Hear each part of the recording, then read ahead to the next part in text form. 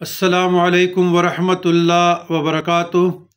اللہم صلی علی سیدنا محمد وعلی آل سیدنا محمد ما فی علم اللہ صلاۃ دائمۃ بدوام ملک اللہ۔ بسم اللہ الرحمن الرحیم۔ ربنا افرغ علینا صبرا وثبت اقدامنا وانصرنا علی القوم الکافرین۔ یہ دعا فتح کے لیے پڑھا جاتا ہے۔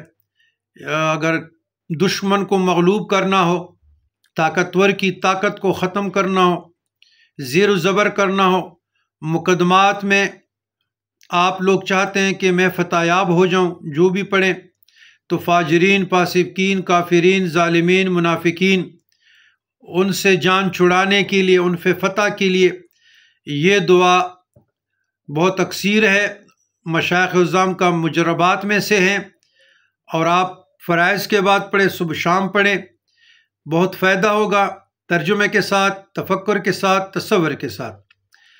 سورہ بقرہ 250۔ والسلام علی من اتبع الہدی۔